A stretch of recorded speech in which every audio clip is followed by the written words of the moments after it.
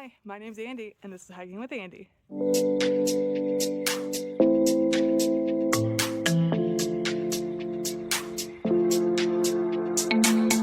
Okay, well today guys, we're gonna have a little bit of a different kind of video. I have been really kind of struggling to come up with places to go that are more in the middle of nowhere with not a lot of people.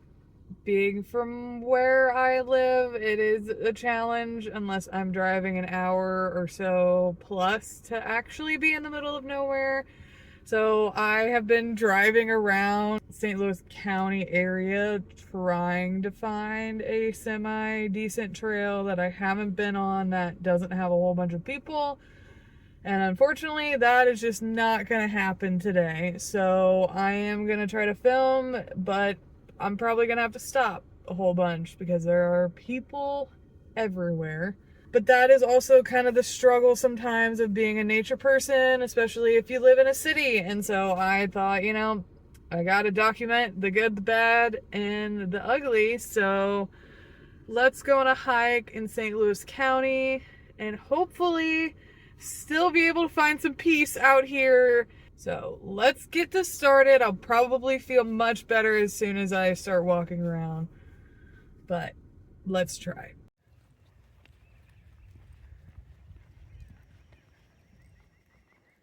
We're gonna grab one of these because I'm gonna try to do more than one of these trails. They do interconnect, so let's start with the Rock Quarry Trail. We have a lot of pretty dolomite and limestone bluffage, and then all these really pretty purple flowers that are just popping up. Hopefully, maybe we might see something on the crawl today. We clearly have evidence of the mining, the rock quarry. That's why it's called the Rock Quarry Trail. There's a lot of man-made disturbances like this area for sure. But it looks like we're gonna be going up the hill a little bit more. So, I mean, yes, this area isn't particularly natural anymore, but that doesn't mean that wildlife really cares. They'll go do whatever they want. So, I'm just curious if anything is out and about. I've also been seeing these guys, and oh, we have a bee. Hi, Mr. Bee. It's not a true bumblebee, but these yellow flowers are pretty cool as well. Did a little research about the Rockwoods Reservation because it is an MDC, Missouri Department of Conservation, protected land, and essentially it is one of the first pieces of land that MDC ever acquired. It's about 1,800 acres, and the area was used for logging and farming, and from my understanding, the Glencoe mining company did a lot of rock mining and other kinds of mining out here as well. And MDC acquired it from Glencoe right after the Depression because they went bankrupt. So there's your little history lesson for today. It is butterfly season, that's for sure. Every time I'm on a trail lately, they've been coming out. Let's see if this one will land, and let me look at it.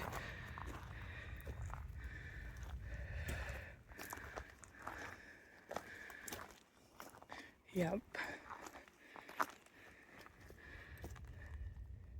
We've made it at the top, and we're definitely doing the long loop trail, not the short loop, because I bet that short loop's maybe a mile.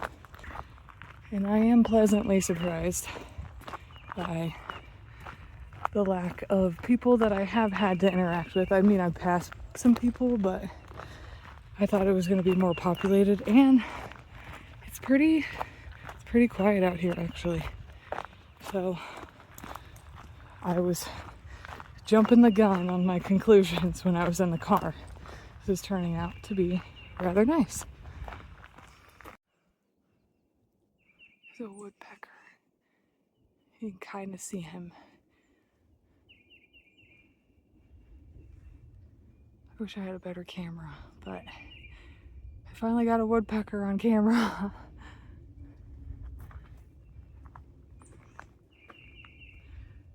And I think, okay, so I think those guys are not actually called red-headed woodpeckers. They're a more common name, but they do have a red head and they're woodpeckers, so I don't necessarily understand it, but yay! I was talking to somebody the other day and I was talking about how I wish I knew my birds a little bit more, especially by call, because I think it would be really cool to know, you know, what exact species are where.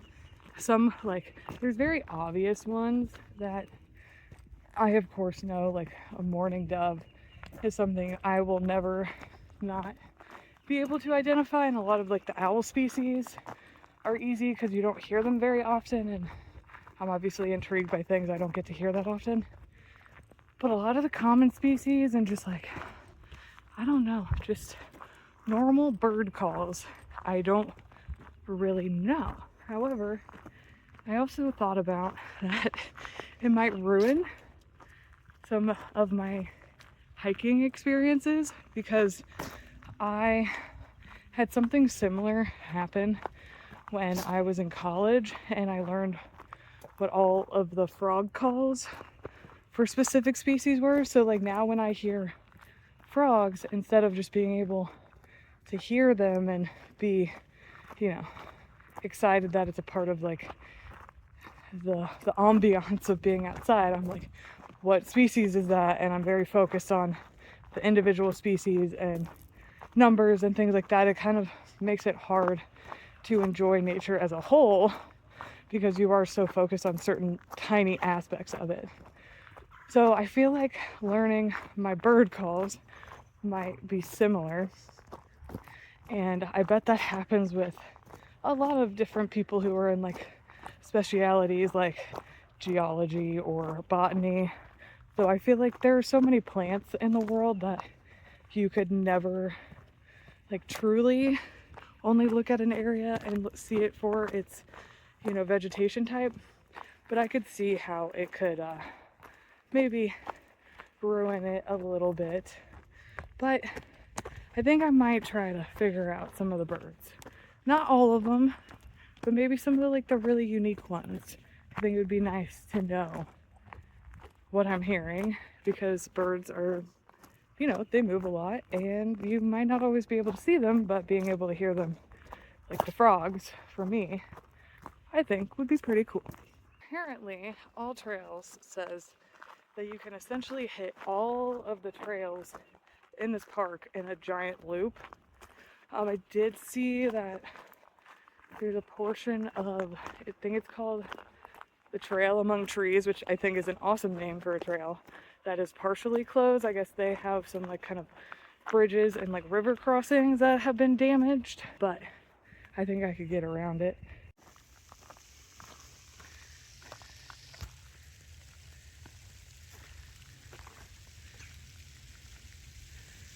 Bye bye, yellow dude. This tree definitely didn't just grow a chain, but somebody a long time ago put that in. And obviously, the tree just grew around it. I wonder what they were using this for. So, if you're ever out in the woods and you kind of hear like rocks being thrown, I think this is actually a common natural, or maybe not natural, but a phenomenon that a lot of people who hike a lot talk about. Is sometimes it sounds like there's rocks being thrown either into trees or kind of maybe in your direction, and it's interesting because everybody has a different opinion about what it is. I have been told for a very long time that this is the result of what people in Missouri call Bigfoot, which is the Momo, And Bigfoot and the Momo are, I guess, different in certain ways, not only by geography, but I guess they look different or, you know, have other different supernatural powers. And as I say that, sounds like rocks are being thrown, so we're coming up to this really pretty bluff line. I'm wondering if it is actually a cave. I figured there would be maybe some karst areas. I mean, it looks like a cave to me. I'm wondering if I should try to get down there. I'm sure people have. But a lot of cave systems in Missouri and throughout the country are being shut down and closed because of white nose syndrome, which I could go on a soapbox about. No, there is a path over there. Okay. So it actually looks like there's two. Maybe this is mining shafts, actually, because of the history of the Glencoe mining. And maybe that's why they don't necessarily protect these cave areas, because they're not necessarily true caves. They're just old mine shaft remnants. Oh yeah, that's for sure what it is, because there's all this old equipment in here. Huh, interesting. Okay.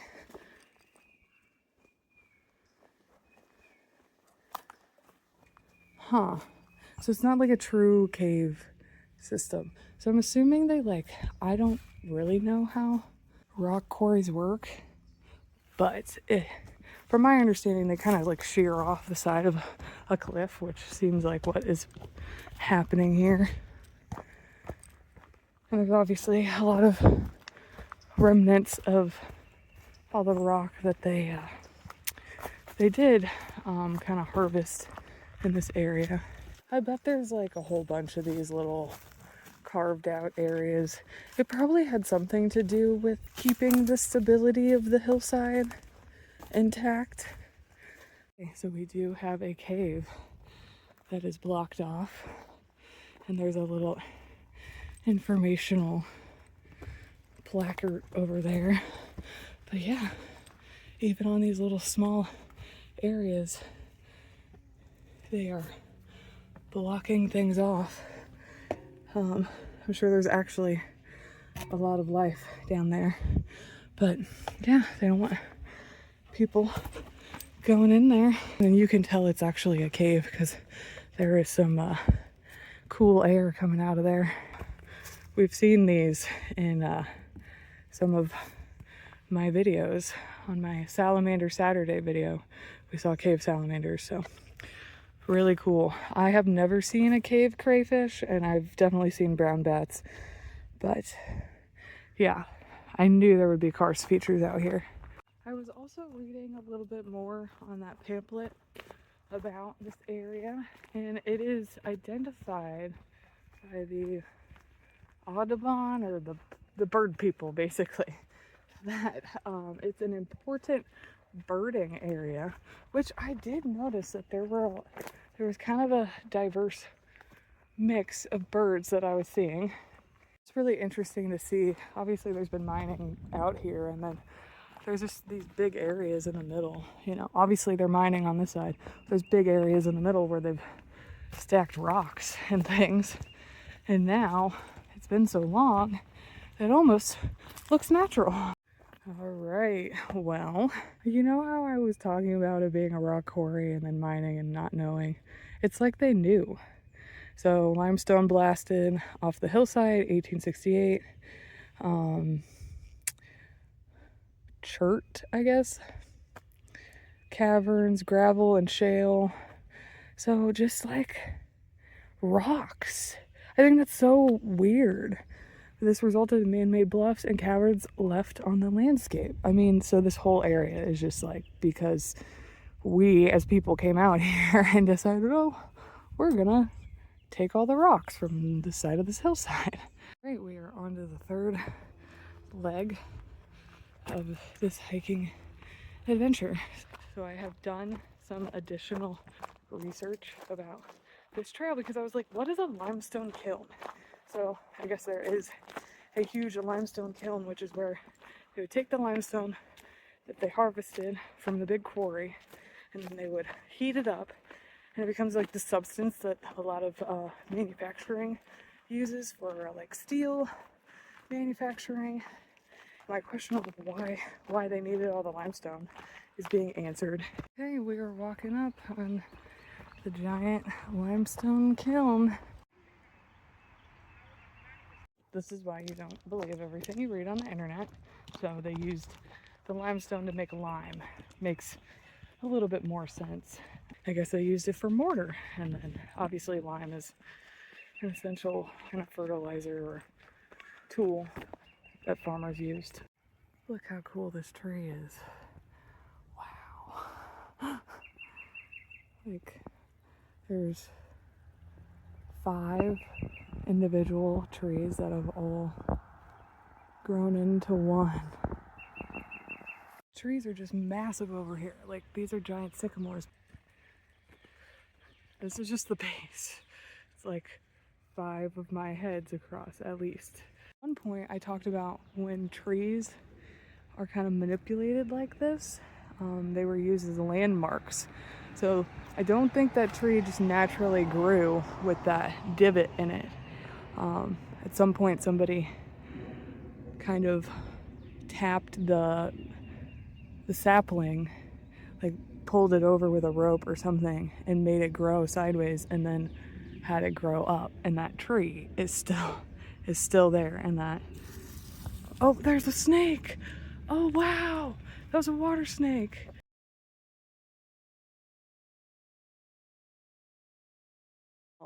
Before I was so not rudely, that was really cool, interrupted, that is usually indicative of Native American influence in the area, with the trees that have the bends, the 90-degree bends in them. And I guess the snake liked my story as well. So we are climbing our way back up the hill. The last push. We have come to the last point of interest for this adventure. Oh wow. I guess this is what it looked like. This is what it looked like when there was the mining town. But yes, I do think it looks a lot better with all the beautiful trees. So I am happy that MDC was able to obtain this area and kind of keep it protected and revitalize it back to what it was before the mining. I definitely made it down the hill and to a parking lot, but it is not where my car is. So we're just gonna keep going on this adventure. I'll figure it out. It can't be that far. But it would have been nice if the car just would have been right there. Well, I've made it to the last parking lot and to where my car is. Yay! That was a very exciting adventure.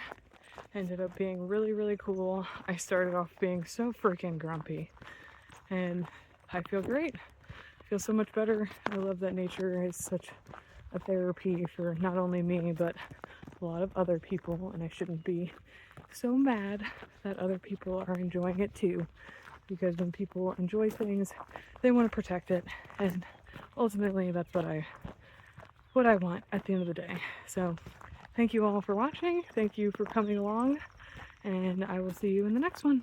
Bye.